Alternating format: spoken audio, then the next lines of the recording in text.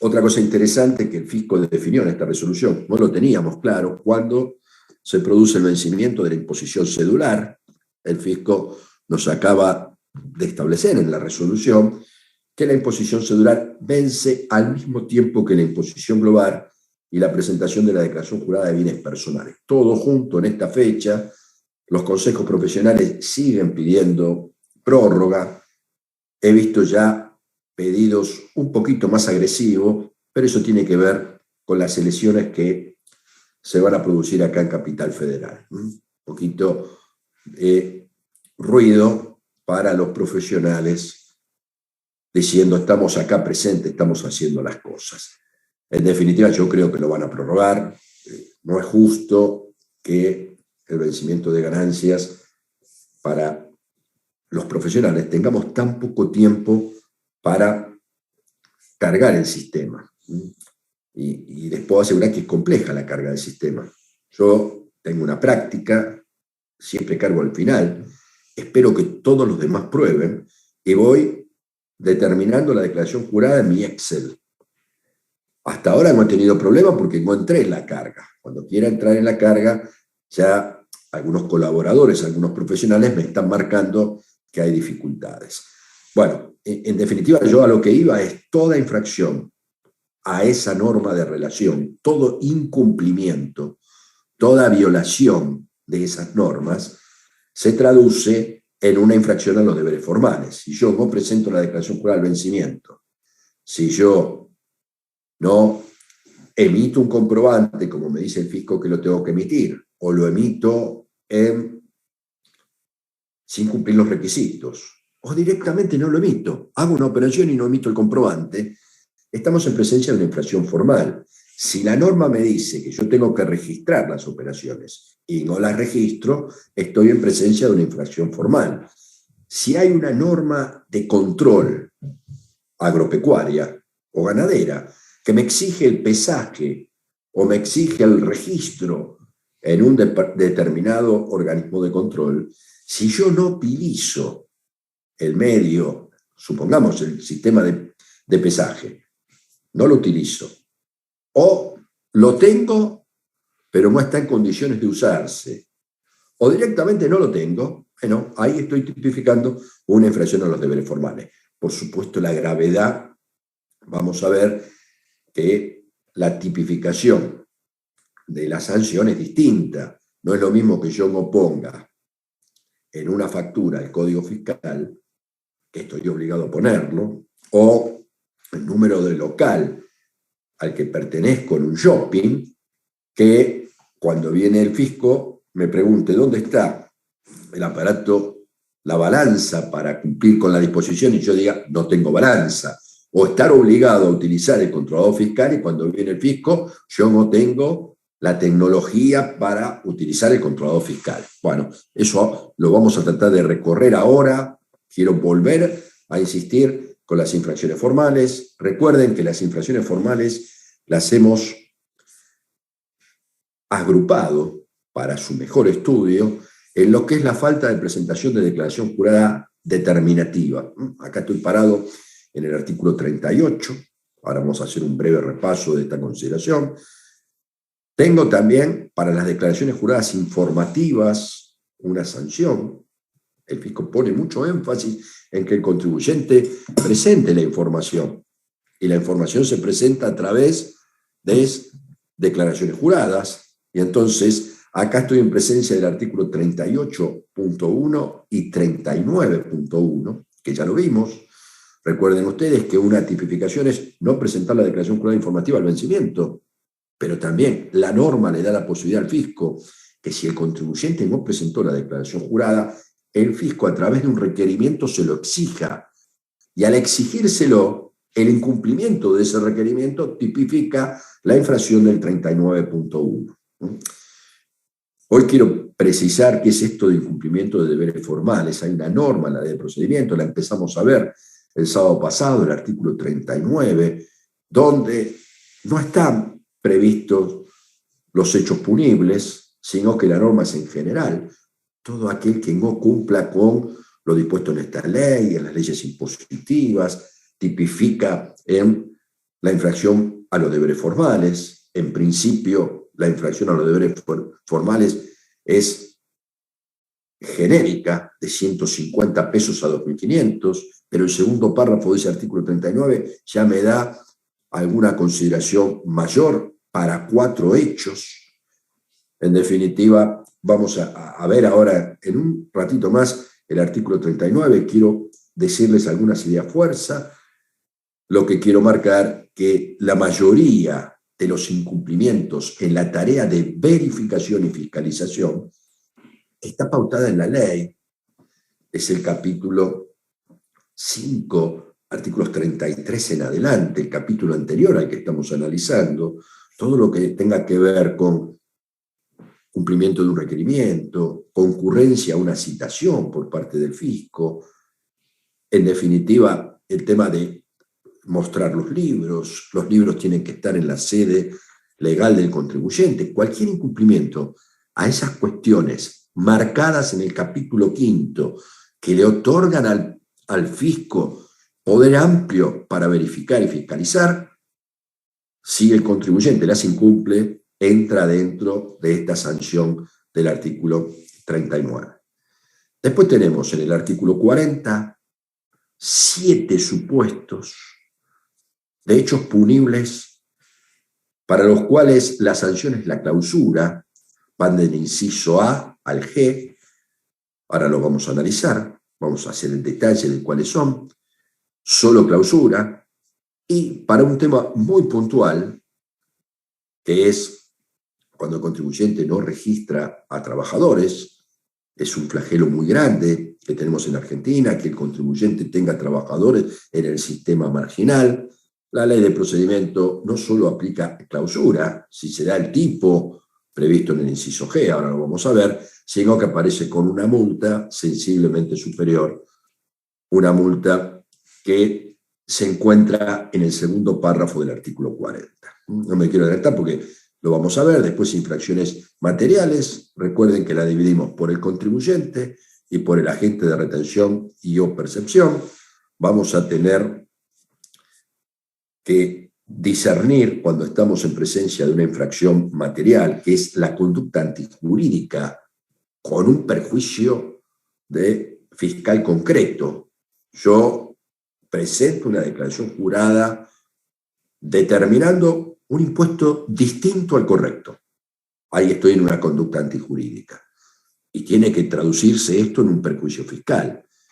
Y esto insisto porque si el contribuyente puede estar determinando mal una declaración jurada y no ser un perjuicio fiscal. Si yo estoy exteriorizando mal un saldo a favor en IVA o un quebranto en ganancias, ahí hay una conducta antijurídica, pero yo no consagré la omisión.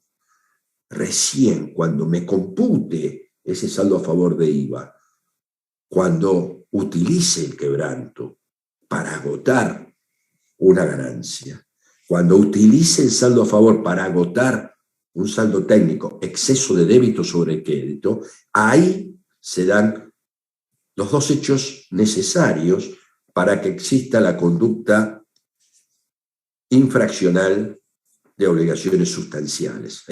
Esto es lo que pensamos nosotros como cátedra y en definitiva es lo que he visto a lo largo de la jurisprudencia. El fisco alguna vez, en algún hecho puntual, avanzó sobre una pretensión punitiva a un contribuyente que había expresado mal su saldo a favor en IVA. Pero después, cuando avanzó y el contribuyente se defendió, los tribunales fiscales, las distintas salas, fueron confirmando este criterio que estoy sosteniendo de que debe haber la conducta antijurídica y un resultado concreto. También vamos a tener que categorizar en omisión o defraudación. Por supuesto, el fisco va a poner todas las antenas para tratar de aplicar la defraudación.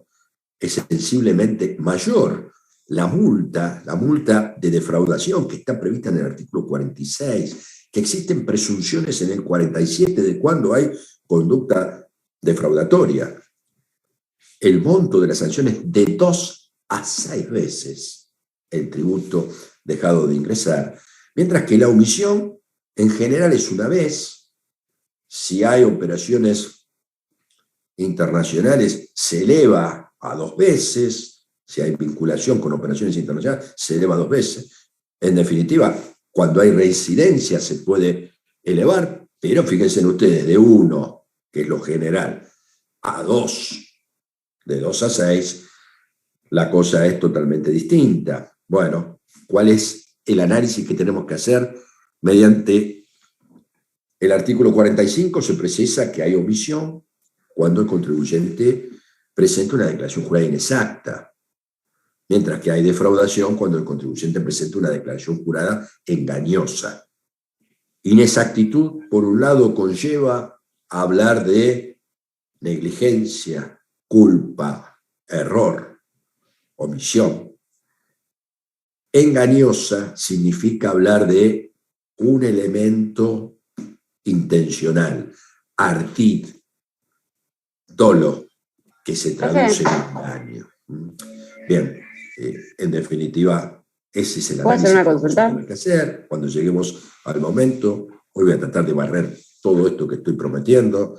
Pese a que no me siento bien, estoy con una línea de fiebre, me he tomado de todo y me está produciendo efecto porque estoy transpirando más de lo común.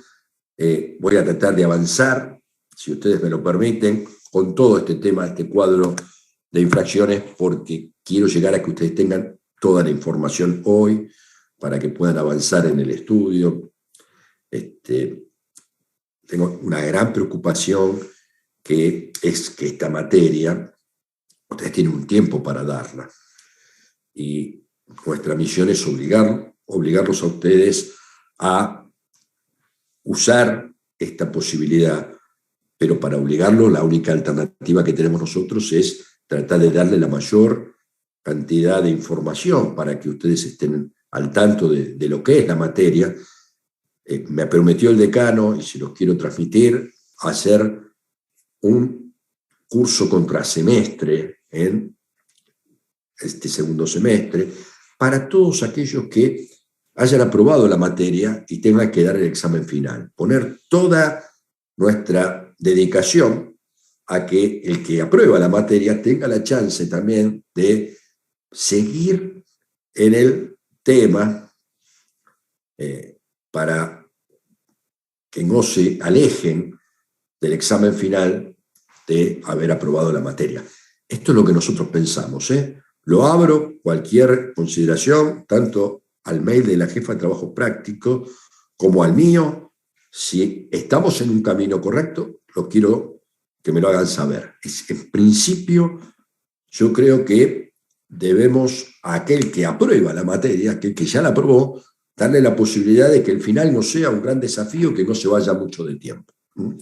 Bueno, siguiendo con la clase infracciones materiales, tengan presente que cuando el sujeto no es el contribuyente, sino es el agente de retención, aquí es más fácil determinar cuándo hay omisión, cuándo hay defraudación, porque es muy clara la norma.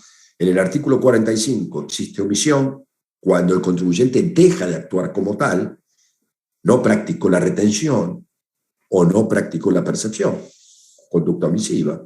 Distinto es el caso cuando el contribuyente, actuando como tal, no lo ingresa al vencimiento, se queda con fondos del erario público. Y entonces ahí la norma, en el artículo 48, tipifica la defraudación cuando el contribuyente, habiendo actuado como tal, a través de la retención o de la percepción, no ingresa esos fondos al vencimiento. Bien, antes de irme a la clausura, a ver, quiero repasar algunas cuestiones. Recuerden que la declaración jurada determinativa, estamos en presencia de una multa automática. Si el contribuyente no presenta la declaración jurada, automáticamente el sistema ya saca la sanción. Sin embargo, en la práctica, el único que le puede dar automaticidad al régimen es el contribuyente si va y paga voluntariamente la multa.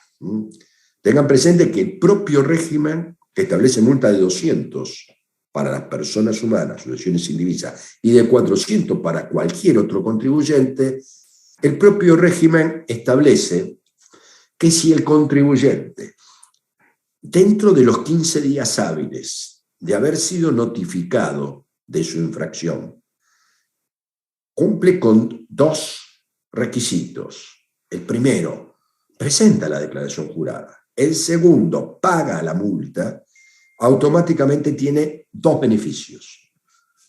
2 requisitos por 2 beneficios. Los beneficios son, se reduce la sanción a la mitad. Pasamos a valores de 100 y 200.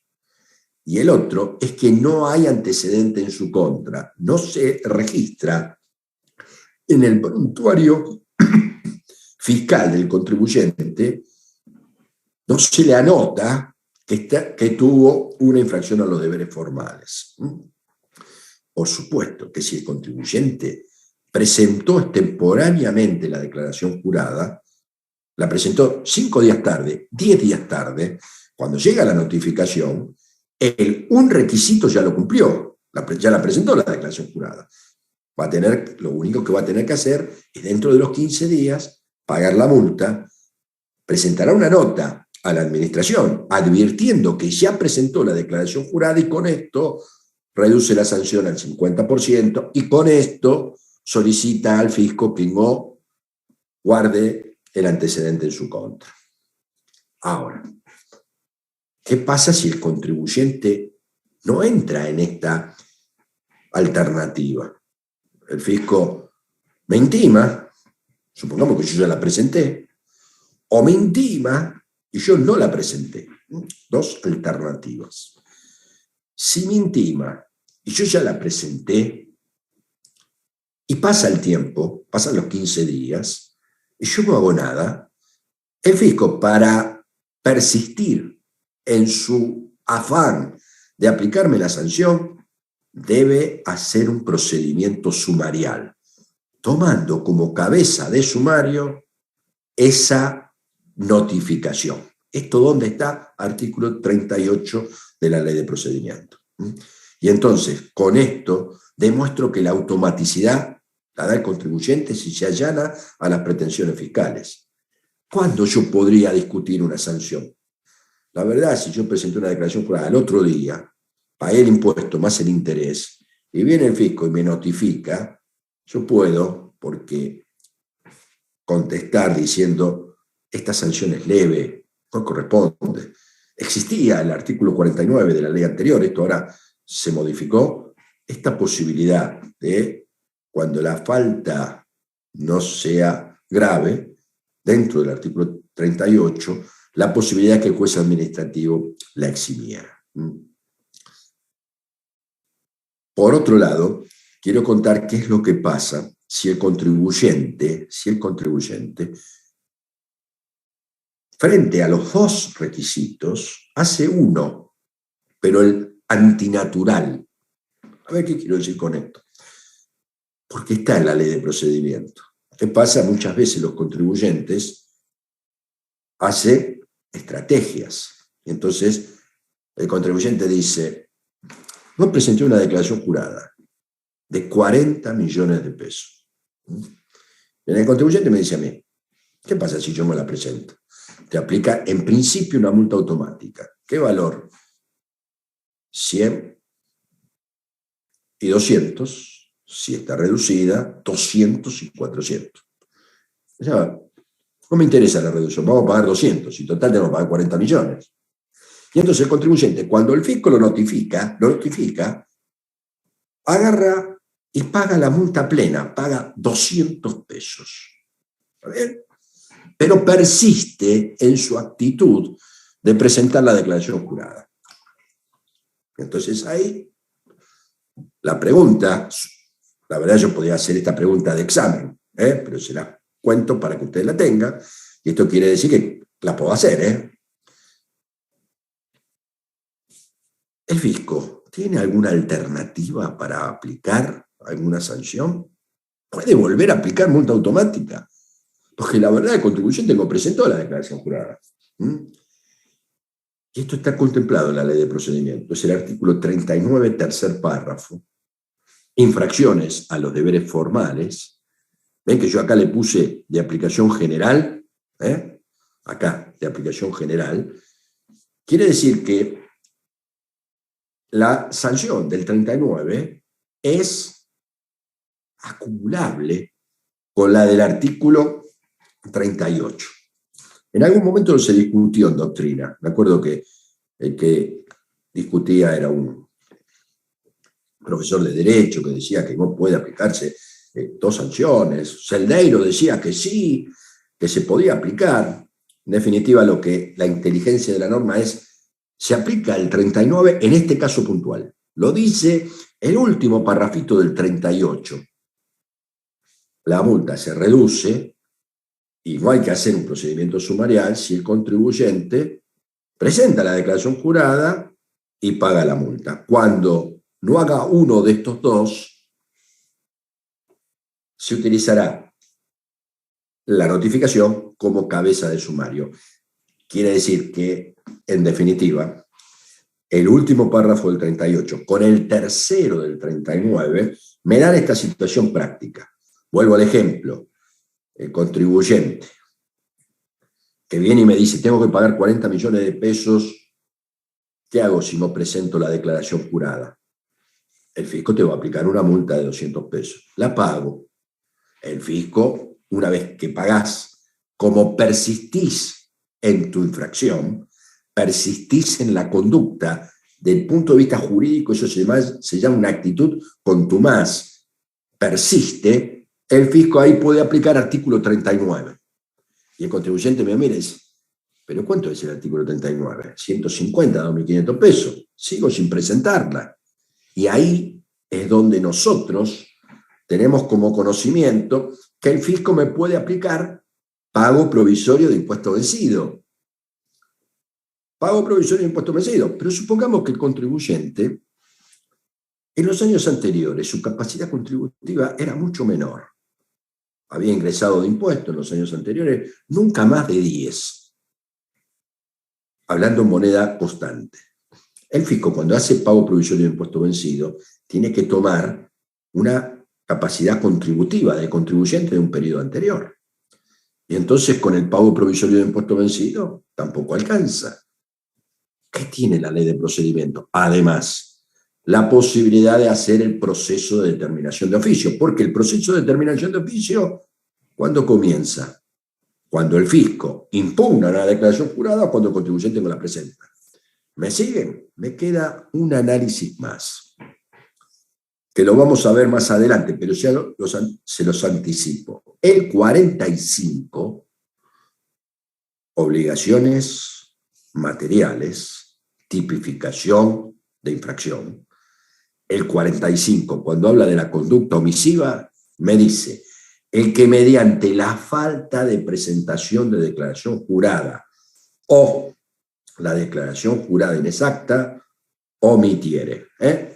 Lo dejo acá, así como un cuestionamiento. Cuando lleguemos al artículo 45 voy a volver sobre este tema.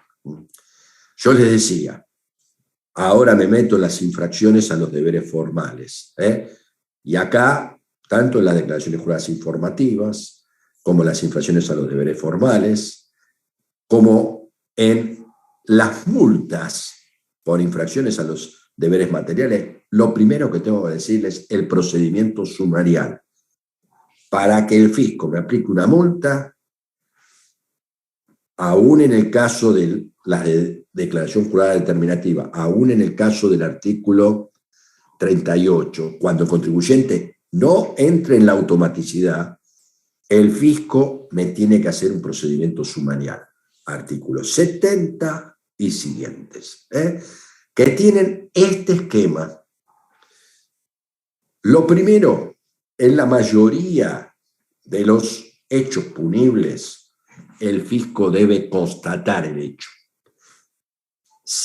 El fisco tiene en su registro qué pasa cuando yo me presento una declaración jurada determinativa o informativa. Pero en las infracciones formales por excelencias, no contesté un requerimiento, no exhibí un formulario cuando estoy obligado, no registré, no emití un comprobante, No me inscribí, no documenté el transporte de mercadería, no utilicé la balanza. En todos esos casos, el fisco tiene que hacer un acta de comprobación. Acta de comprobación.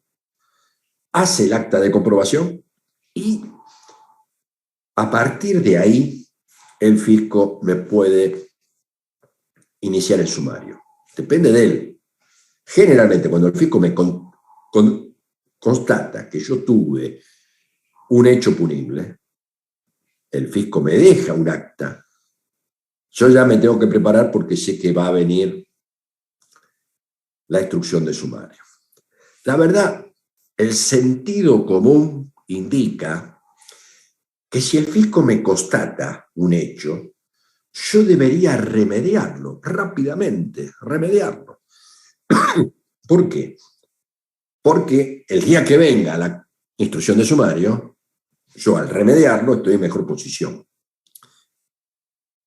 Y esto sorpresivamente lo exige la instrucción 6 del 2007. No hablé mucho de la instrucción 6 del 2007, es un complemento de todo el capítulo de infracciones. La instrucción 6 del 2007 ha quedado un poco, en muchas partes quedó desactualizada. En este punto sigue teniendo vigencia. Yo la he utilizado mucho. En este punto concreto es el punto 3316, que se lo pongo para que ustedes lo consideren. Está dentro de la separata de repar. Estaba buscando la separata de repar, pero para advertirles, en la actualizada está a partir de la página 150. Lo que me dice en materia, insisto, en este punto 3361, específicamente para las infracciones del artículo 39, si se dan 3 alternativas, yo puedo bajar la sanción a valores inferiores a los 150 pesos, a valores irrisorios. 40, 50 y 60 para la primera columna, para personas humanas y jurisdicciones indivisas. La última columna, sociedades por acciones, el monto es 80, 100 y 120, y todo lo del medio, el monto de la sanción es 75. A ver, me metí en un lío con esto. 40, 50 y 60, la primera columna, primera oportunidad de la infracción, segunda y tercera, 40, 50 y 60, 60, 80 y 120, y en definitiva la última columna, si es 40, 60, ahí pasaría a 80, 100 y 120. Igual chequénlo, son valores en todos los casos inferiores a 150 pesos, es un régimen de reducción, pero lo que me exige la norma, la instrucción, es que el contribuyente, antes de la instrucción de sumario, regularice el deber infringido. Primer condición, son 3 los requisitos. El segundo es que el contribuyente pague la sanción dentro de los 15 días de la instrucción de sumario. Y el tercero es que el contribuyente no haya hecho uso de este beneficio en los últimos 2 años. Y fíjense ustedes que lo interesante es que se exigía que el contribuyente repare el deber infringido.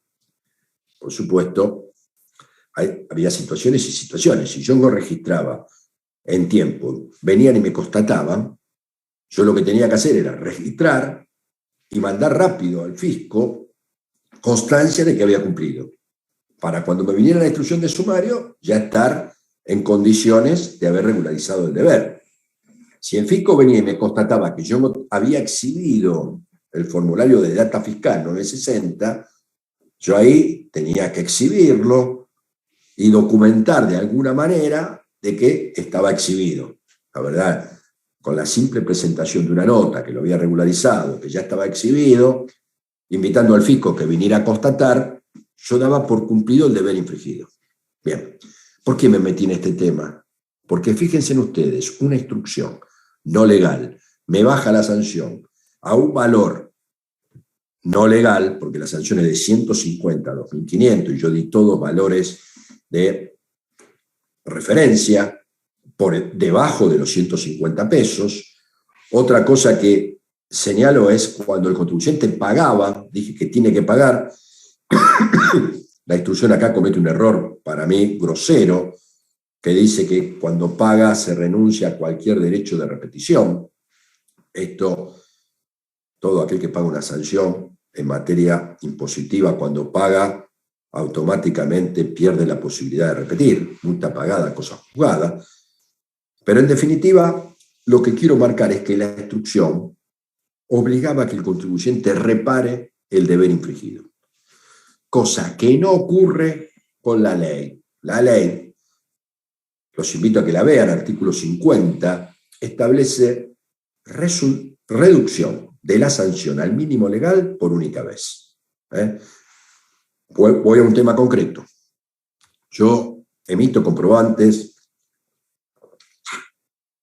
sin cumplir con la exigencia del controlador fiscal. El controlador fiscal está definido en la resolución 4191, en qué caso yo tengo que utilizar controlador fiscal, hago caso omiso a eso. Pero emito comprobante. Al emitir comprobante, no tipifico la clausura, que ahora la vamos a ver, que está en el artículo 40, inciso A. Y entonces el fisco está obligado a aplicarme una infracción a los deberes formales del artículo 39. Me la aplica. Cuando me aplica la infracción, si yo quisiera obtener la reducción prevista en la instrucción 6 del 2007, no puedo. El fisco vino, me constató, yo no compré el controlador fiscal, pasa el tiempo, viene y me hace la instrucción de sumario. ¿Tengo el beneficio de la instrucción 6 del 2007? No. ¿Por qué? Porque yo tendría que haber comprado el controlador fiscal y haber empezado a usarlo antes de la instrucción de sumario. Ese beneficio no lo tengo. Sin embargo, tengo el beneficio del artículo 50 de la ley. Reducción de la sanción a la mínima expresión, 150 pesos. ¿Y ahí qué me exige la norma? Me exige dos cosas. Que yo reconozca la materialidad de la infracción. Por supuesto, esto es muy simple. Reconocer la materialidad de la infracción significa, en el momento del descargo, decir, sí, yo no usé controlador fiscal, no cumplí con la norma. Y además, en ese momento, renuncio a cualquier posibilidad de discusión con la administración. En definitiva, el segundo requisito es un requisito de oportunidad. Lo tengo que plantear en el momento de la contestación del sumario. No es que renuncie, yo lo que quise decir es dos requisitos. El primero, reconocer la materialidad. El segundo, hacerlo en la primera oportunidad de defensa. Con la instrucción de sumario, yo ahí tengo que reconocer la materialidad y exigir que me apliquen el 50. Sanción, reducción a la mínima expresión, 150 pesos. Pero todavía no puse el controlador fiscal. La verdad, ese artículo 50 adolece de lo que debería ser el espíritu de las infracciones a los deberes formales, buscar que los contribuyentes cumplan con la normativa. Un segundo más, cuarto párrafo del artículo 39. Cuando no estaba el cuarto párrafo del artículo 39, que dice que la administración tiene la posibilidad de aplicar tantas multas independientes como reiterativos incumplimientos de un mismo fiscal existieren. Cuando no estaba esta norma, en una causa que llegó a la Corte, la causa era Omar Merlos y compañía, el fisco pidió cierta información. La empresa no se la dio. El fisco aplicó infracción a los deberes formales. Una vez que aplicó la infracción, el fisco insistió con el requerimiento. Y el contribuyente dijo, no te lo di, me aplicaste una sanción, no te lo doy. En definitiva, por la aplicación del principio penal nos bin in idem, un solo proceso ante un hecho punible, no me lo podés volver a pedir. Esto llegó a la Corte y la Corte le dio la razón al contribuyente. Y es por eso, a la luz de la jurisprudencia de Omar Merlos, cosa que yo comparto, está mal que un contribuyente vaya pagando multas impidiendo que el fisco avance en su accionar, cambió la normativa y hoy tenemos el cuarto párrafo del artículo 39 que establece con claridad que el fisco puede, ante reiterativos incumplimientos de un mismo deber formal, aplicar multas independientes. Sin embargo, hecha la ley, hecha la trampa. Distinto es el caso si el contribuyente se pone en imposibilidad de cumplir con el requerimiento. Le piden información y el contribuyente dice, no la tengo, porque se inundó el lugar donde estaba, porque la llevé en un taxi al estudio contable y me robaron, porque no lo aguardé. Por supuesto que en ese caso el fisco va a poder aplicar sanción, porque el contribuyente no está cumpliendo con un deber formal. Lo que el fisco no va a poder hacer es reiterarlo, porque el contribuyente se ha puesto en imposibilidad de cumplimiento. Y así llegamos al quinto y último párrafo del artículo 39, que es el que establece cómo deben graduarse las sanciones en función de la calidad del contribuyente, la norma dice de la gravedad de la misma. Bueno, el fisco, en materia de graduación de sanciones del artículo 39, en la instrucción 6 del 2007, lo único que tiene en cuenta es el carácter del contribuyente. Vuelve a este esquema de dividirlo en tres categorías: personas humanas, asociaciones sin divisas por un lado, sociedades anónimas, sociedades por acciones, que entran las anónimas, la sociedad en comandita por el otro, los dos extremos, en el medio todos los demás, una SRL, una entidad sin fin de lucro, un fideicomiso, entran en el universo de la segunda columna. En este caso, la sanción, que va de 150 a 2.500, está graduada en 500, 1.000 y 1.500. En definitiva, ese es el espectro de graduación que establece la Administración en la instrucción 6 del 2007. Bien, vamos a ver un poquitito el tema de clausura y multa. Los hechos redimibles con clausura están a lo largo del artículo 40, tienen una referencia objetiva que ya no tiene mucho sentido mencionarla, porque es que la operación supere los 10 pesos, monto que ha quedado totalmente desactualizado. Insisto con el hecho de que en nuestro país no se cumplen las leyes. Hay una ley 27430 del año 2017, diciembre del 2017, título 11, artículo 302 a 307, que establece la obligación de reexpresar todos los montos previstos en la ley de procedimiento, en la ley penal, en las distintas normas impositivas, a una unidad homogénea, a la UVT, Unidad de Valor Tributario. Lo que entonces me recompondría estos 10 pesos. No solo recompondría los 10 pesos, recompondría los honorarios al directorio, 12.500 pesos, recompondría el valor de alquiler de 1.500 pesos. La verdad, el valor de alquiler de 1.500 pesos exento 7H22, después que yo les comenté a ustedes, me puse a ver cuál sería el valor que debería estar en la actualidad, si hiciéramos las cosas como corresponde, como dice la VT.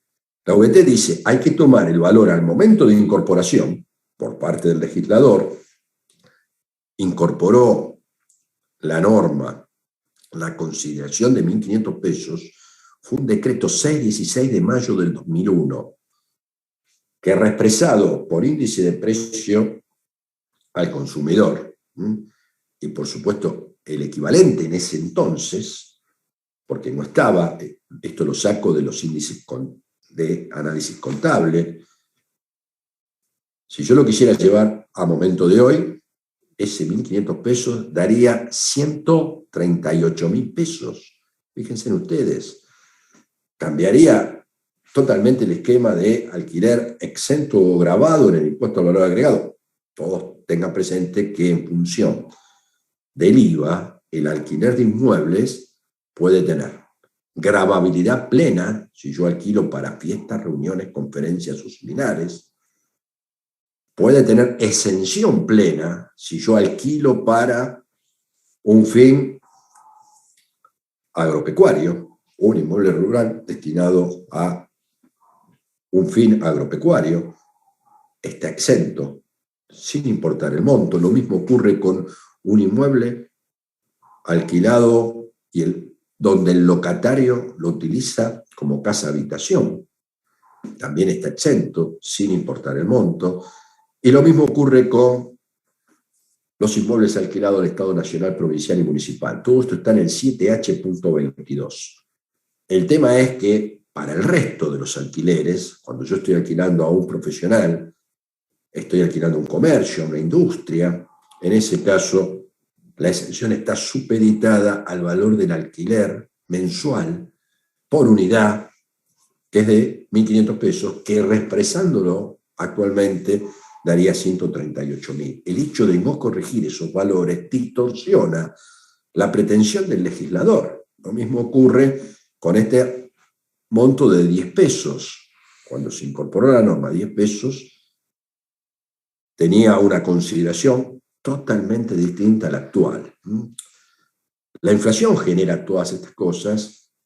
No obstante, nosotros hasta el año 92, hasta la ley 24073, artículo 39, eso que está en el artículo 93 de la ley de ganancias, es una norma que en la época de Cavallo frenó todo lo que era el sistema impositivo argentino en materia de actualización. Nosotros éramos ejemplos en el mundo respecto de la actualización. Es más, para que ustedes tengan idea del ajuste por inflación impositivo, eso que ustedes escuchan que apareció con la ley 27430, el tema de la procedencia. A ver, un segundito. ¿Hoy cuándo se hace ajuste por inflación impositivo?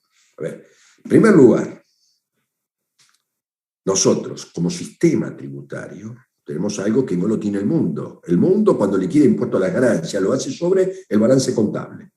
En Argentina se parte de un balance no legal, contable, que es el balance nominal. Nosotros lo llamamos el balance histórico. ¿Por qué digo que es no legal? Porque ni siquiera se vuelcan los libros. Es el punto de partida para la confección del balance contable ajustado por inflación, ajustado por las normas técnicas profesionales. O sea que nosotros debemos descomponer esa situación, llegar al estado de resultado histórico y agregar, cuando es procedente, el ajuste por inflación impositivo. Ajuste por inflación impositivo que comenzó a aplicarse nuevamente a partir de los ejercicios iniciados el 1 de enero del 2018. 1 de enero del 2018 se empezó a aplicar el ajuste por inflación impositivo con esta particularidad. En el primer año, 2018, hablando de cierre de diciembre, la pauta para aplicar, para ver si era procedente, 55%. No era así cuando se creó la ley.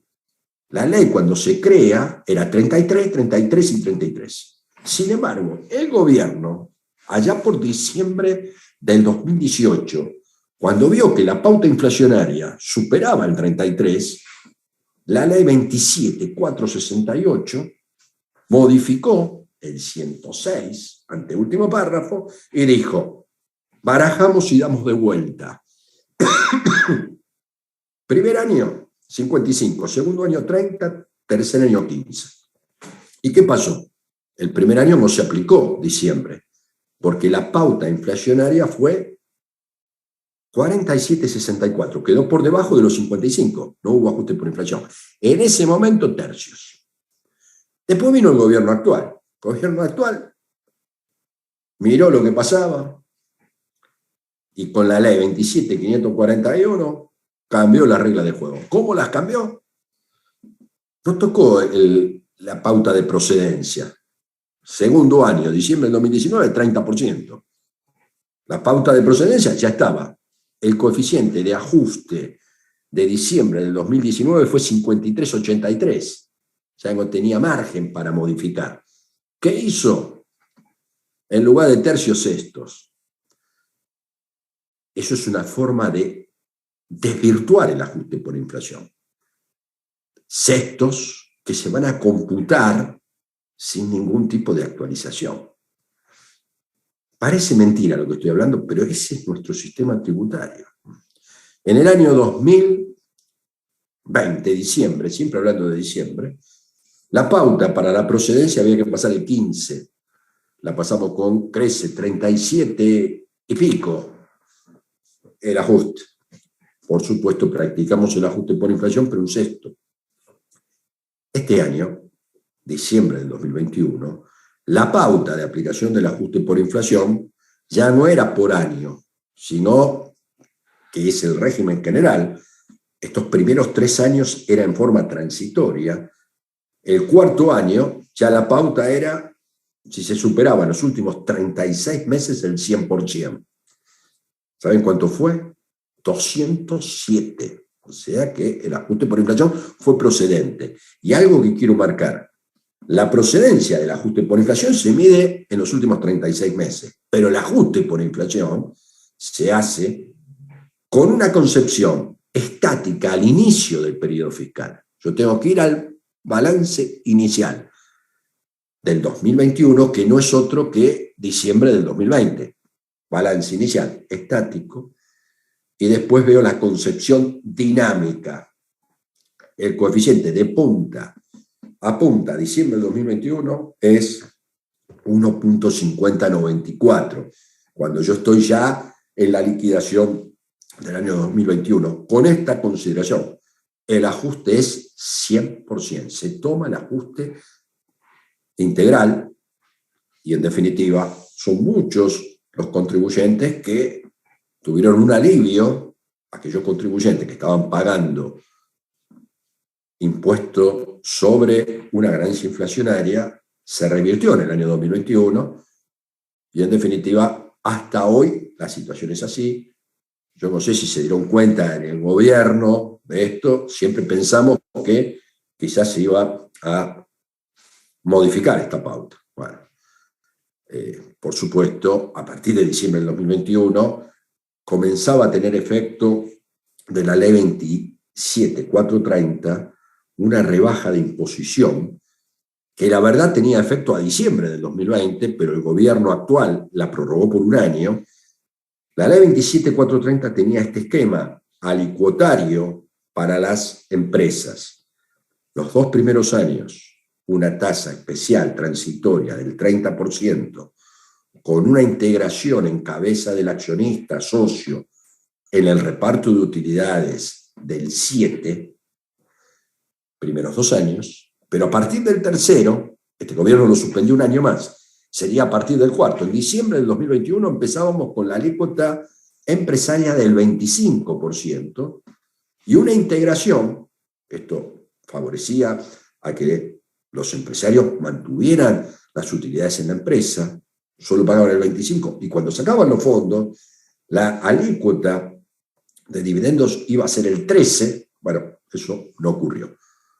Nunca fuimos a la alícuota del 13%, se mantiene la del 7%, y la alícuota del 25% es una realidad, pero solo para el primer tramo de ganancia neta hasta 5 millones de pesos. Quien supere los 5 millones entra en un estadio de 30% hasta los 50, y cuando supera los 50, el estadio es del 35%. En todos los casos, la empresa va a tener una tasa efectiva, que puede ser el 32, el 29. Esa tasa efectiva, tributa a la empresa, lo que distribuya de utilidad en cabeza del accionista, socio, beneficiario, en el caso de los fideicomisos, va a ser el 7%. Olvidémonos del 13% para dividendos, olvidémonos de la tasa del 25% en forma proporcional, sino que tenemos una escala alícuotaria en función de la ganancia neta acumulada, esquema alícuotario que cambia todos los años. En diciembre del 2022, la escala va a ser totalmente distinta porque se va a actualizar la escala por índice de precio al consumidor de octubre del 2021 a octubre del 2022. Ahí ya vamos a tener claro cuál va a ser la escala alícuotaria. Bueno, voy a los hechos que dan la tipificación de clausura. Esto de que yo vaya a ganancias y a mí me encantan los impuestos diarios. Yo soy un convencido de que cuando entro en ganancias, cuando entro en IVA, cuando entro en convenio, como estoy todo el día desarrollando esa situación, me permite tener mayor posibilidad de transmisión de conocimiento. Procedimiento es más árido, es más complejo en cuanto a la transmisión, porque tengo muchos conceptos jurídicos. Si bien hay partes del procedimiento que las aplico, hay algunas que, por avatar, clausura, durante mucho tiempo teníamos mucha defensa de clausura en el estudio. Hoy el fisco no lo está haciendo, pero bueno, estoy obligado a hacer el comentario porque uno no sabe cómo va cambiando el accionar del fisco. En algún momento eran muchas las clausuras que hacía la administración, hoy ya no tanto. Las causales son: la primera, acuérdense, tiene que dar el tipo objetivo superior a 10 pesos. Y después, que el contribuyente, para estar en el 40A, no emitir factura, o su emisión ser defectuosa. ¿Y cuando estoy en presencia de una emisión defectuosa? Cuando el hecho de la emisión de la factura es algo estéril, que no tiene ningún tipo de eficacia. Atención con este concepto. Durante mucho tiempo el fisco insistió en que cualquier error que tuviera la factura era motivo de esta sanción. Pero la jurisprudencia fue poniendo límites. Puso tantos límites que el fisco tuvo que sacar una instrucción donde dijo: emisión defectuosa es cuando en el comprobante no tenga ni la quit ni la denominación, razón social, apellido y nombre del contribuyente. O cuando no exista una numeración preimpresa consecutiva y progresiva. Y este es el concepto al que yo quería llegar. Si yo emito el comprobante con mi quit es 20 más mi número de documento más 0. ¿Ven? Soy el único que tiene ese quit. Yo emito con ese quit y no pongo Humberto Pedro 10, no hay hecho repudiable por el 40.A. ¿Por qué? Porque es fácil identificar que esa factura es mía, está la quit. Y si yo, en lugar de poner la quit, pongo Humberto Pedro 10 y está mi domicilio Talcahuano 833-11F, también está identificada la factura. El hecho de que no haya puesto la quit no hace estéril. Ahora, si yo en una factura no pongo ni mi nombre ni mi quit, y por supuesto, ahí estoy en presencia en una facturación estéril. ¿La puedo hacer o no la puedo hacer? Porque el fisco no tiene posibilidad de atarla a mí. Y lo mismo ocurre si yo no respeto la numeración preimpresa consecutiva y progresiva. Si yo a la factura le pongo el número 42, a la que sigue 3.821, a la que sigue 104, bueno, no hay ninguna posibilidad de que el fisco tenga control sobre mi facturación. Bien, hoy muchos de los contribuyentes están obligados a emitir comprobante electrónico, no en todos los casos. Esto que yo estoy planteando es difícil porque en el comprobante electrónico aparece la CUIT, la denominación, y la denominación es preimpresa consecutiva y progresiva. El otro punto que aparece como hecho de clausura es la falta de registración o anotaciones de sus adquisiciones de compra y venta, o si se llevaran en forma defectuosa. La verdad, esto de forma defectuosa vale lo mismo que hablamos para la emisión del comprobante. Si cuando viene el fisco yo le muestro hojas separadas en función a lo que estoy registrando, es lo mismo que no lleve ningún tipo de registro.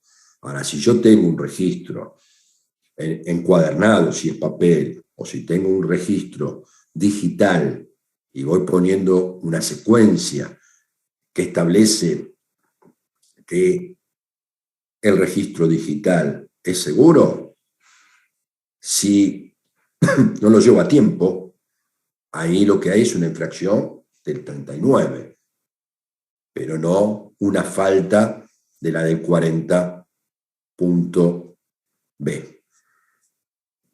Mucho también insistió el fisco cuando el contribuyente transportara mercaderías sin respaldo documental. La jurisprudencia también fue poniendo las cosas en su lugar. Lo que dice la norma es cuando se encarguen o trasladen comercialmente mercaderías, quiere decir que tiene que haber un transporte de terceros. Yo encargo o transporto comercialmente mercaderías cuando interviene una empresa de transporte. Si yo me estoy llevando la mercadería de una planta a la otra, no estoy obligado a tener comprobante. En el ámbito nacional, después tengo que ver qué es lo que pasa en la jurisdicción donde estoy. Provincia de Buenos Aires, si yo estoy transportando mercadería dentro de la provincia de Buenos Aires, me exige tener un código de identificación tributaria, el COT. Y bueno, y si me llega a agarrar ARBA sin el COT, ARBA me puede hasta llegar a decomisar la mercadería. Es otra jurisdicción. Yo estoy hablando acá dentro del esquema nacional. También me pueden aplicar clausuras si el contribuyente, estando obligado a inscribirse, no lo hace. Esta condición es la de la CUIT, no la de algún impuesto. El hecho de que yo tenga la CUIT, ya estoy salvaguardando este tipo de infracción. Puedo tener la CUIT y no estar inscripto en bienes personales cuando corresponde. Bueno, ahí el hecho de ya estar con la CUIT me libera de esta sanción.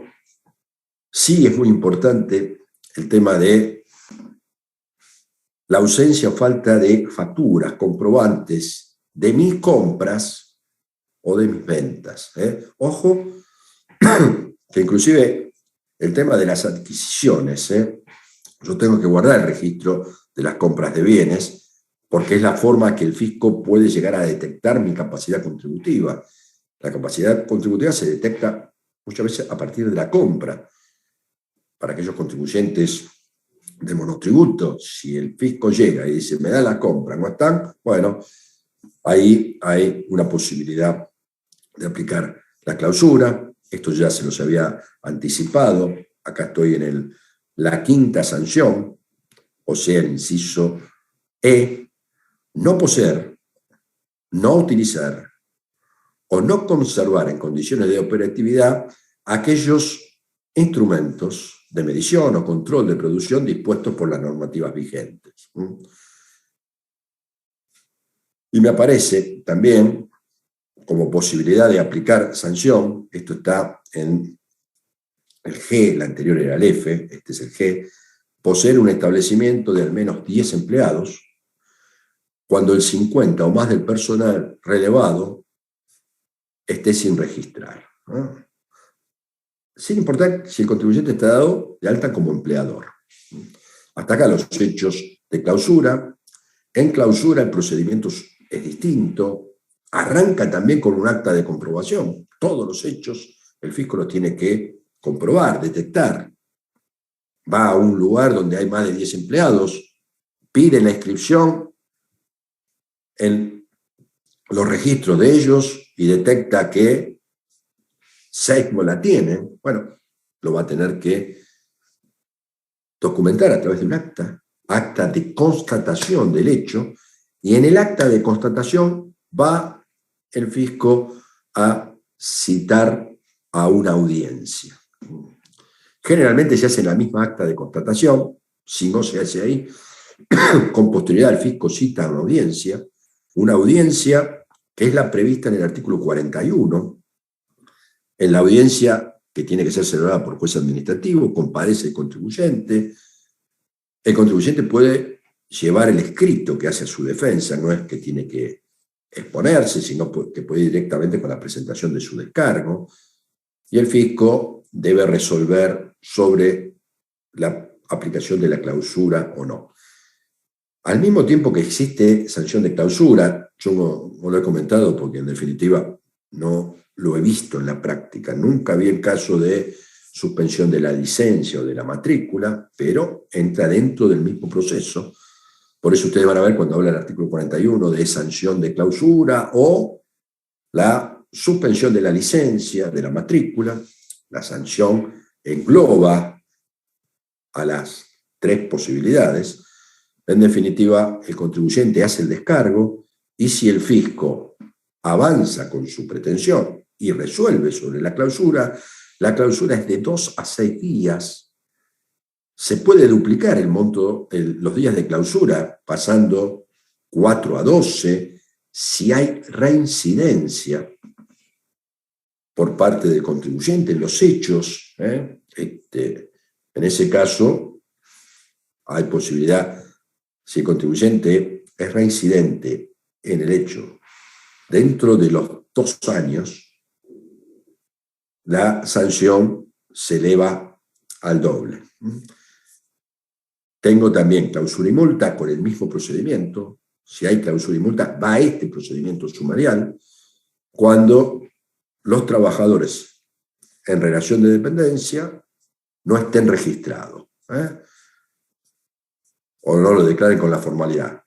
La pauta es, si no está registrado el trabajador, además de la sanción de clausura, aparece una sanción de multa. A ver si les he puesto... No, ahora ya entramos ahí en infracciones materiales. Lo que insisto con el tema de que la sanción se eleva, la de clausura, no la de multa, se eleva al doble en caso de reiteración de hechos dentro de los 2 años. Bueno, y ahora sí nos metemos en las infracciones a los deberes materiales. Recuerden que yo hablaba, bueno, acá hice una consideración que ya la hemos visto. Lo que puedo agregar en este punto, a ver.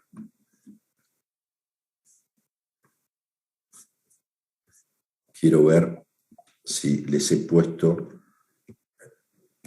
acá está. Así hablamos cada una de ellas.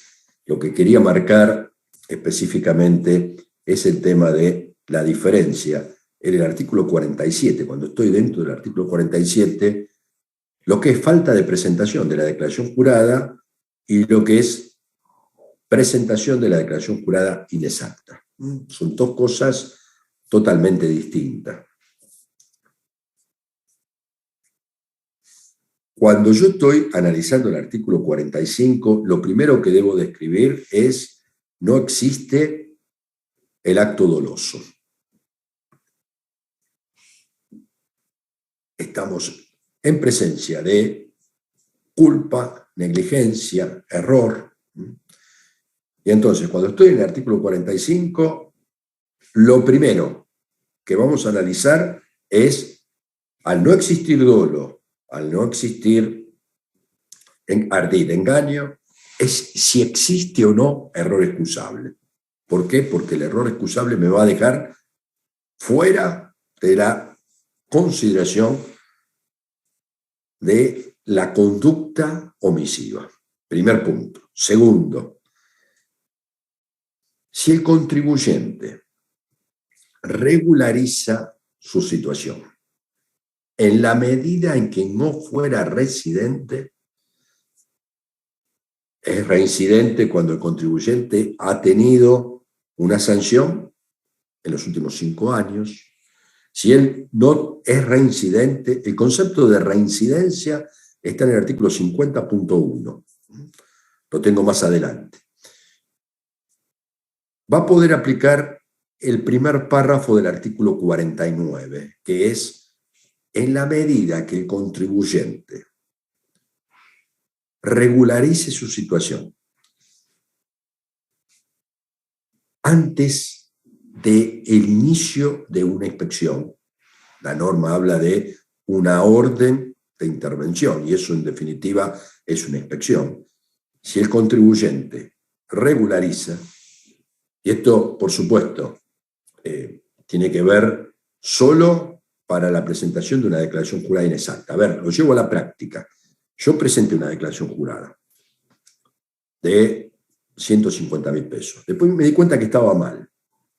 Si yo rectifico esa declaración jurada antes del inicio de una orden de intervención, antes de una inspección, el fisco no me puede aplicar conducta omisiva. Eso está previsto en el primer párrafo del artículo 49. El hecho de que yo haya regularizado antes de una orden de intervención, antes de una inspección, me libera de cualquier tipo de sanción. Pero no debo ser reincidente en la conducta omisiva. ¿Cuándo soy reincidente? Cuando en los últimos 5 años he tenido una sanción por obligaciones materiales y vinculadas a la conducta omisiva. ¿Está bien?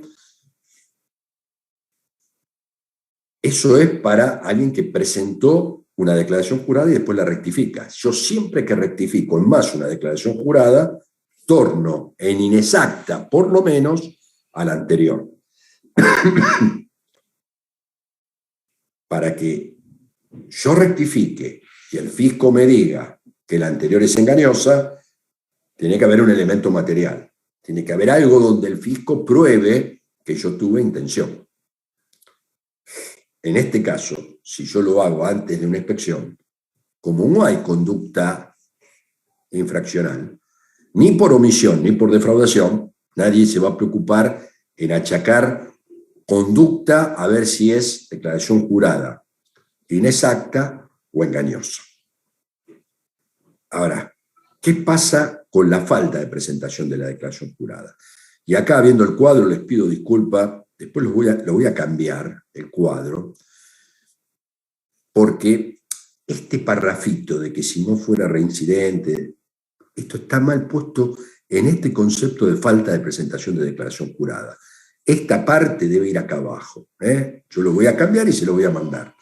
¿Por qué les digo esto? Porque cuando alguien no presenta la declaración jurada, para que exista conducta del artículo 45, tiene que haber inicio del procedimiento de determinación de oficio. Tiene que haber una vista. Si no hay vista, no hay posibilidad de que el fisco aplique conducta omisiva por la falta de presentación de una declaración jurada. Esto lo discutimos mucho con la administración. En algún momento el fisco, aquel que presentaba tarde una declaración jurada, 2 meses después, 3 meses después, aplicaba el 45. Decía, falta de presentación de declaración jurada, conducta omisiva. La justicia le dio la razón al contribuyente, y entonces el fisco lo tuvo que modificar. Primero en una instrucción, 4 del 2007, hoy en la instrucción 6 del 2007. La primera, perdón, dije 4 del 2007, era 4 del año 92. Mira a qué tiempo me remoto. Y lo importante es que el fisco hoy dice, solo hay conducta omisiva por falta de presentación de declaración jurada cuando el fisco se ve obligado a hacer el proceso de determinación de oficio. Con la vista hay multa por falta de presentación de declaración jurada. Si no, solo hay infracciones a los deberes formales. Insisto, esto está en la instrucción 6 del 2007, en el punto 3422. Lo dice claramente el fisco, no hay discusión. Ya en la práctica no veo que a nadie, ante la falta de presentación de declaración jurada, le apliquen conducta omisiva. Por eso nunca puede darse esta situación de que alguien, no tiene sentido hablar de que la presenta antes de la inspección. Si yo rectifico una declaración jurada, puedo hacerlo antes de una inspección. El día que viene una inspección, aparece una inspección, sin importar cuál sea el impuesto que yo rectifico, el hecho de que yo esté bajo una orden de intervención, el fisco me dice, contribuyente XX va a estar inspeccionado ganancias y IVA del 2020 y 2019. Si yo vengo y presento ganancia del 2018, rectificándolo, ya tengo conducta omisiva. ¿Me puedo apoyar aquí, en esta consideración del primer párrafo? No, porque ya estoy bajo inspección. Lo que sí, les aviso, el contribuyente va a tener la posibilidad del segundo párrafo del artículo 49, todo el artículo 49 está bosquejado para que exista reducción de las sanciones. ¿Qué reducción? Del mínimo legal. ¿Cuál es el mínimo? ¿Cuál es la sanción por la conducta omisiva? 100%. El impuesto es del 100% en líneas generales. La sanción es del 200% cuando la conducta omisiva responde a operaciones internacionales. Por supuesto que se le complica al fisco y va a tener que hacer un análisis. ¿Qué pasa si un contribuyente omite parte por operaciones internacionales y otra parte por operaciones en el orden nacional? Bueno, habrá que ver cuánto es el impuesto de uno y cuánto es el impuesto del otro, y la aplicación de la sanción será un tanto por las operaciones en el país, 2 tantos por las operaciones internacionales. Que en caso de reincidencia, de 1 pasa a 2 las operaciones del país, de 2 pasa a 3 las operaciones internacionales. Acá lo tienen bien esquematizado. Ahora, yo decía, el 49, para todos los casos donde no exista reincidencia, me va bajando, me va graduando las sanciones a partes del mínimo. ¿Por qué habla del mínimo? Porque el 45 durante mucho tiempo dijo 50 al 100%. Y el 46 de defraudación decía de 2 a 10 veces. Ahora, el 45 dice 100%, el 46 sigue diciendo de 2 a 6. Entonces, todo el capítulo del 49, del artículo 49, cuando habla de reducción, está hablando, si es omisión, un tanto, o 2 si fuera operaciones internacionales. Si es defraudación, 2 tantos. ¿Y cómo se baja? Según el estado que se encuentre el contribuyente en el momento de la regularización. Si el contribuyente regulariza antes del inicio de una inspección y no hay reincidencia, se aplica este párrafo. No hay responsabilidad infraccional, no hay sanción. Ahora, si el contribuyente rectifica antes de la prevista y después del inicio de la inspección, recuerden que la prevista que está establecida en el 36.1 es cuando el fisco llega a determinar cuál es el quantum. Y el fisco, cuando llega a determinar cuál es el quantum fiscal, su posición, yo presento una declaración jurada de 150.000 pesos. Viene el fisco y me dice, no es 150, es 320.000. Y me baja el ajuste y me dice, te damos 5 días para que vos regularices. Bueno, si yo dentro de esos 5 días me allano a las pretensiones fiscales, ahí obtengo, conforme al segundo párrafo del 49, la reducción de la sanción a un cuarto, al 25%. Si es omisión, ¿cuánto va a ser? En líneas generales, un tanto, 25% va a ser la aplicación de la sanción por omisión. Si es defraudación, va a ser 2 tantos, el 25%, 50%. Hay una reducción conforme a lo que establece el artículo 49. ¿Tengo que pagar la sanción? No. Lo que tengo que hacer es allanarme, presentar, regularizar. Presento la declaración jurada. Ya regularizo y con eso obtengo el beneficio de la reducción de la sanción. Ahora, paso la prevista. Avanzo en la discusión, digo no, y me llega la vista. En ese caso, yo voy a tener entre la prevista y la vista, pienso, ¿cómo será? A ver, va a venir la vista, regularizo después de vencida el plazo de la prevista y antes de la vista, ahí voy a estar en el tercer párrafo y puedo reducir la sanción a media vez, sería 2/4. A ver, esto se los he puesto.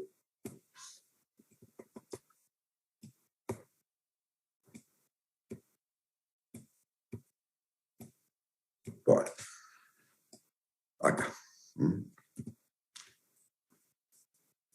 Si el contribuyente es responsable, regularizada su situación mediante la presentación de la declaración jurada original, omitida o su rectificativa en el lapso habido entre la orden de intervención y la notificación de la prevista, 1/4 del mínimo legal.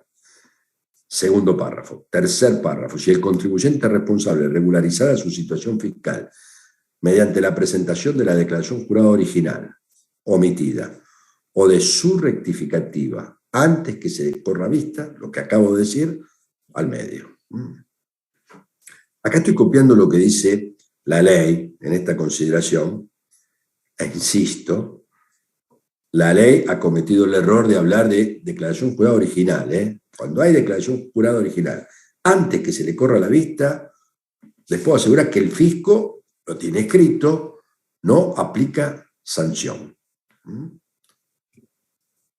Si el contribuyente o responsable regularizara su situación fiscal mediante la presentación de la declaración jurada original, acá sí, o de su rectificativa, una vez corrida la vista, pero antes de que se produzca el vencimiento del primer plazo, una vez que me llega a la vista, yo ya perdí estas 2 instancias.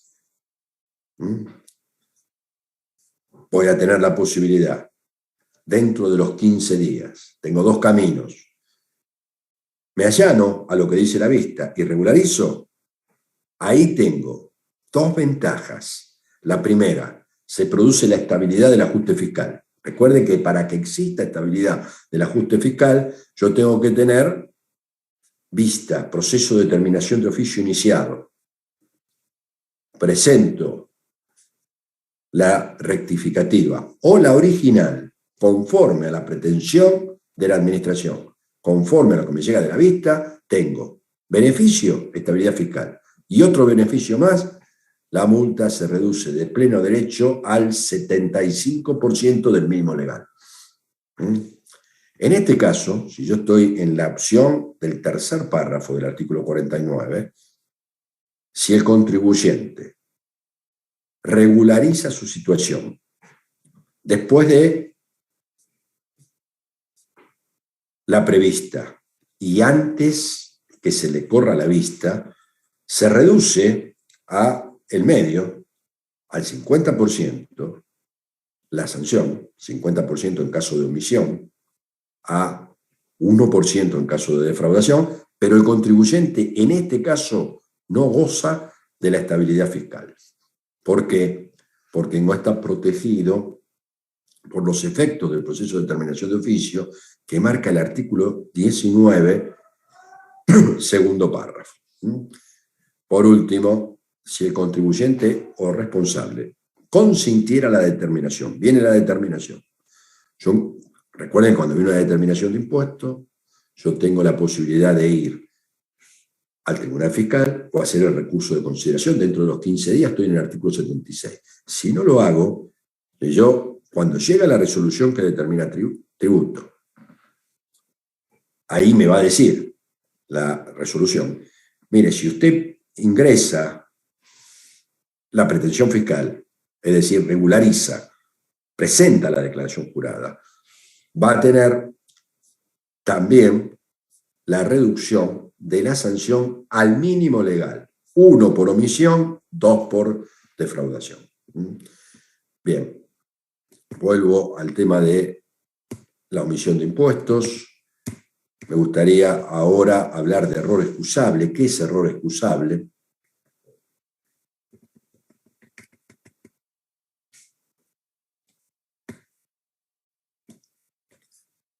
Bien.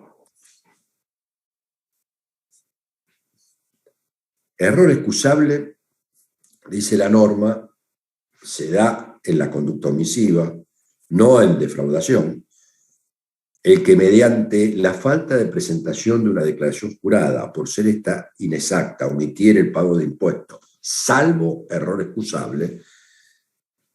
Error excusable es cuando el contribuyente tiene distintas opiniones, muchas veces originadas en posturas doctrinarias, que demuestran que la norma es confusa. Hoy tengo un ejemplo de estricta actualidad.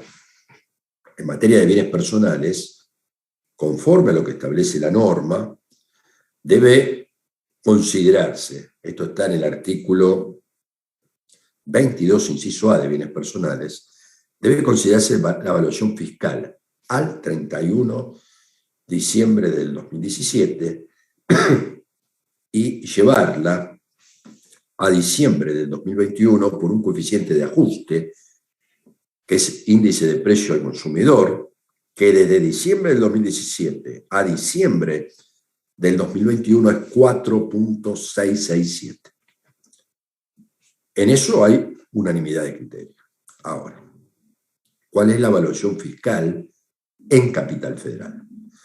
La evaluación fiscal en Capital Federal para el pago de impuestos inmobiliarios, acá en Capital Federal, la norma estableció allá por el año 2017 una evaluación fiscal homogénea y una unidad de sustentabilidad contributiva. La unidad de sustentabilidad contributiva es 4. En ese entonces, el dictamen 1 del 2018, el fisco dijo, lo fundamentó, que debería tomarse la evaluación fiscal homogénea, que la unidad de sustentabilidad contributiva no era un índice dentro de la evaluación fiscal. Estoy hablando de un dictamen 1 del 2018 del fisco. Este año, el dictamen 1 del 2022 dice exactamente lo contrario. Dice que a los efectos de bienes personales debe tomarse la evaluación fiscal impositiva, considerándose esta la evaluación fiscal homogénea multiplicada por el índice de sustentabilidad contributiva, por la unidad de sustentabilidad contributiva 4. Es más, el propio sistema del fisco hace el cálculo, toma la evaluación fiscal de diciembre del 2017, la multiplica por 4 y la multiplica por 4.66,7. Entonces, lo primero que uno tiene que analizar es, lo hace el sistema. Yo podría seguir el criterio de dictamen 1 del 2018, la verdad, podría hacerlo, pero sé que el fisco me lo va a objetar. Ahora bien, yo pago el impuesto como corresponde. a diciembre del 2021. Lo que yo les comentaba, que vence en principio 23, 24 y 27 de junio. ¿Y qué hago con los anteriores? ¿Qué hago con mi impuesto a los bienes personales de diciembre del 2020, diciembre del 2019 y diciembre del 2018? Porque el fisco, cuando emitió un dictamen, no tiene que seguirlo. La única norma que debe seguir el fisco son las resoluciones de interpretación. Resoluciones de interpretación que si el fisco, en lugar del dictamen 1 del 2018, hubiese establecido el criterio por una resolución de interpretación, hubiese consolidado la situación de los contribuyentes. No podría el fisco ir hacia atrás, pero con un dictamen sí. Supongamos que el fisco va hacia atrás y le cambia bienes personales a todos los contribuyentes que siguieron el criterio del dictamen del fisco. ¿Podría haber ahí multa por omisión? Y yo creo que no, porque los contribuyentes siguieron lo que decía la propia administración. Y ese es un claro ejemplo de error excusable. La verdad, nosotros que tenemos una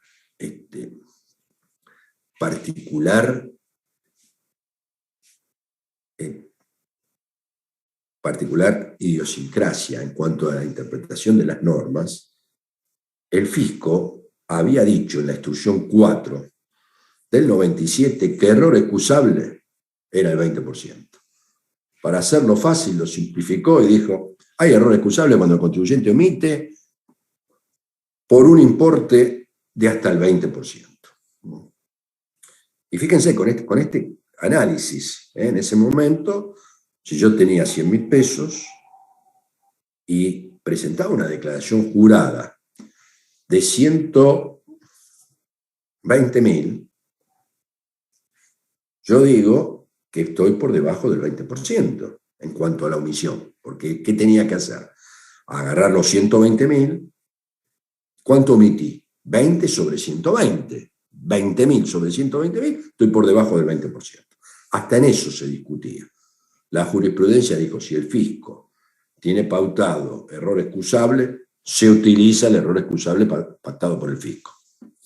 El fisco, cuando saca la instrucción 6 del 2007, cambia. Le dice, error excusable lo vamos a definir totalmente distinto. En ese caso, la consideración está en el punto 3421. ¿Qué se entiende por error excusable? Y el fisco, en error excusable, modifica el criterio y dice, va a haber error excusable cuando se den dos condiciones. La primera lleva 40%, lo que yo decía 20 a 40. Uno dice, es favorable. La segunda condición que debe darse es que el monto de impuesto no supere los 10.000 pesos del ajuste. Prácticamente desaparece la consideración de error excusable. Yo igual creo que ya el fisco marcó una pauta con la instrucción anterior, convalidada por la jurisprudencia. Igual, yo creo que error excusable no tiene que estar atado al monto. Se los doy por si alguien lo necesitara en una defensa, y a mí me gusta en este punto contarles todo lo que sé. Pero creo que el error excusable planteado en la norma es cuando exista confusión normativa. Y si hay algo que caracteriza nuestro sistema tributario, es la confusión normativa. Todas las normas tienen distintas interpretaciones, distintas posiciones doctrinarias. Yo, que estoy en el tema y que estoy obligado a escuchar todo lo que se dice en materia de impuestos, muchas veces tengo que ir anotando las distintas posiciones que hay sobre determinados temas. Y les puedo asegurar que cada día me sorprenden más. Escucho algunos que sin ningún tipo de fundamento dan la posición. Porque las posiciones se pueden dar. Yo puedo decir, trust irrevocable está alcanzado por bienes personales, cosa que no es así. Pero podría llegar a decirlo, ¿saben? Pero tengo que fundamentar por qué estoy diciendo eso. Bueno, en definitiva, lo cuento porque hay muchas interpretaciones, muchas posiciones, y el fisco siempre va tomando la interpretación que más le favorece. Bien, el hecho es que yo pueda documentar que hay distintas posiciones y presentar ante determinadas situaciones que yo seguí un criterio, no es que hice cualquier cosa.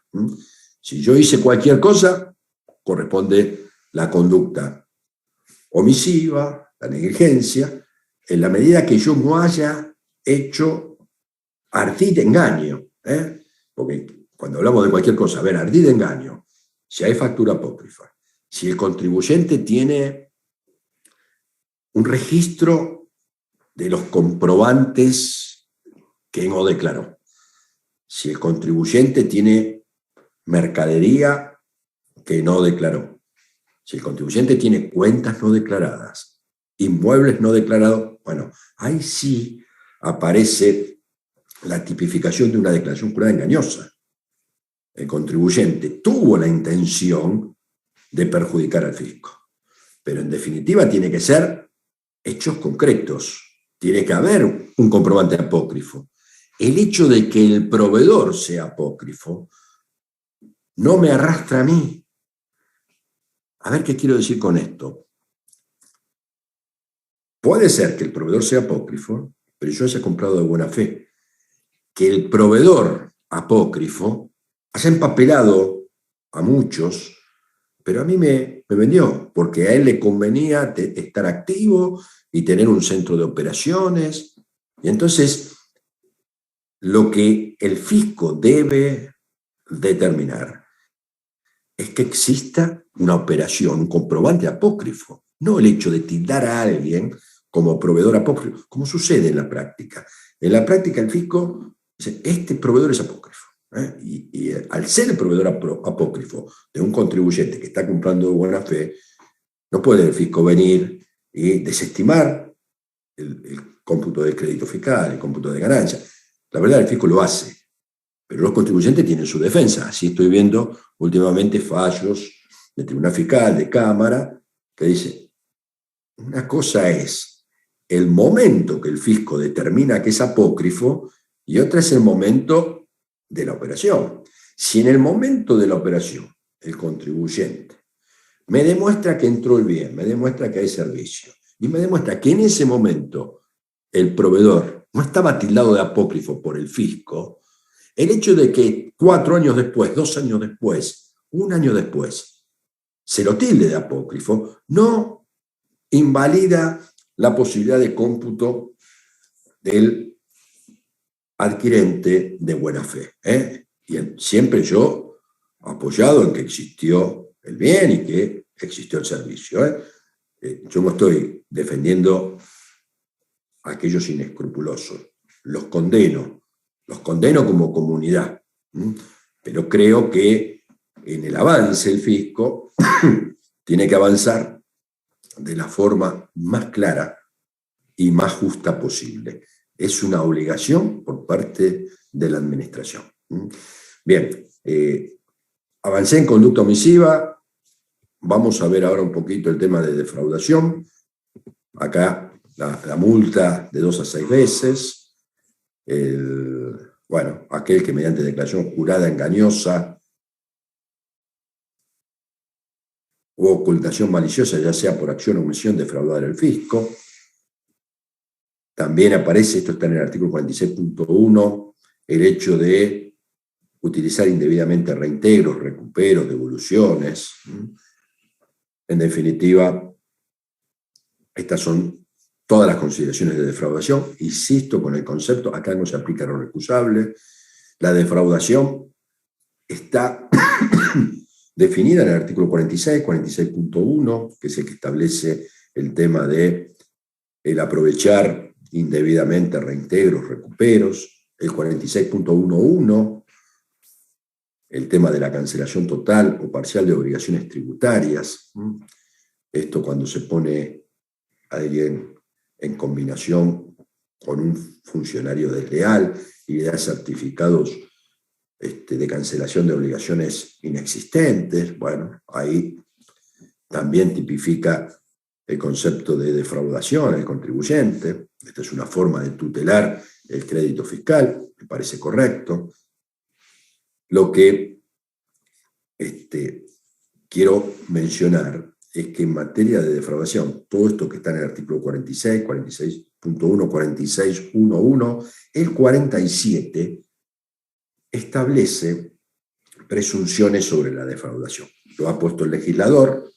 Las presunciones sobre la defraudación que más utiliza el fisco es la de 47 inciso A, 47 inciso C, que es cuando medie exista grave contradicción entre los libros y lo que el contribuyente declara, entre la norma impositiva y el criterio utilizado por el contribuyente. Y entonces el fisco muchas veces achaca la defraudación haciendo mención a estas dos normas.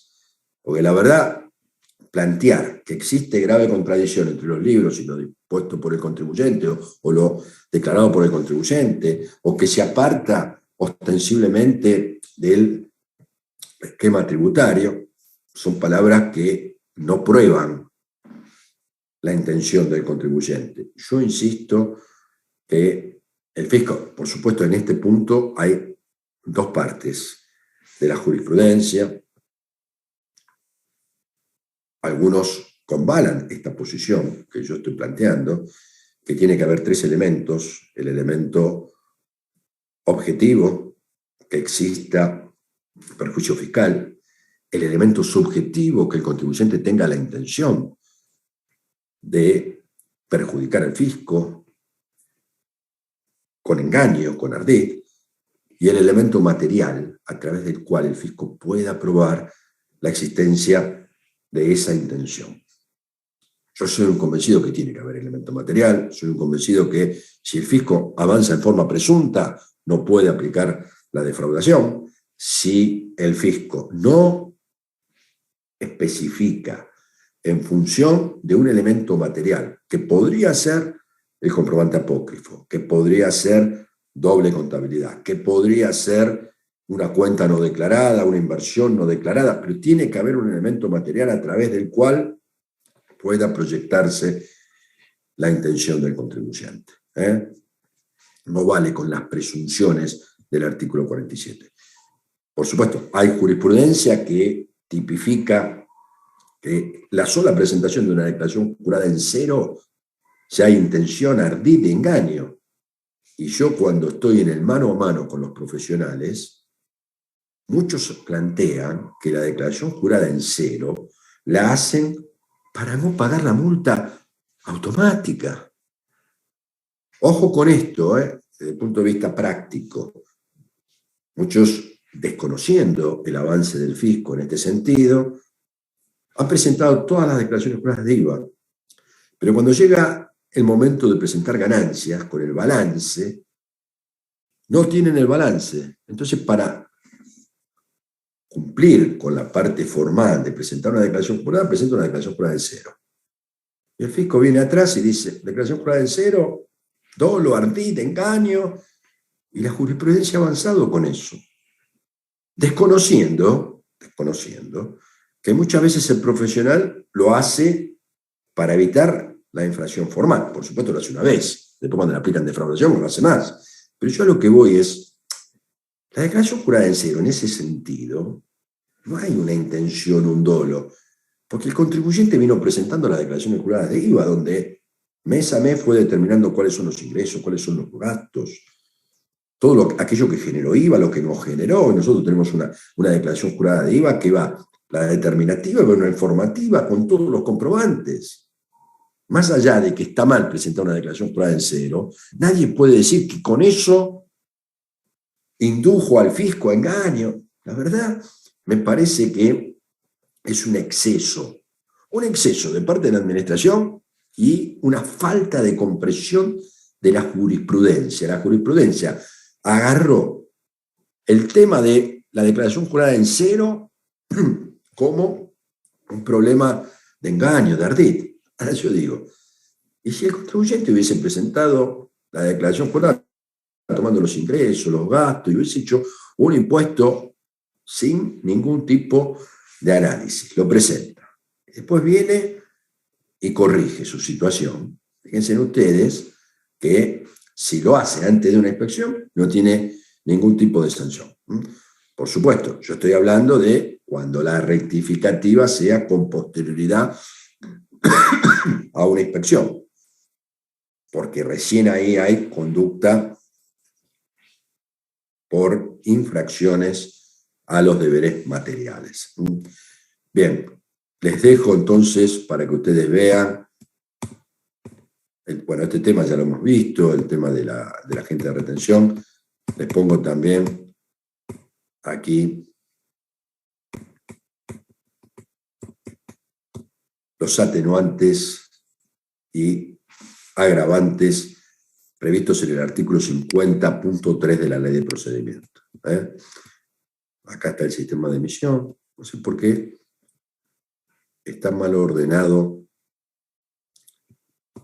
las diapositivas.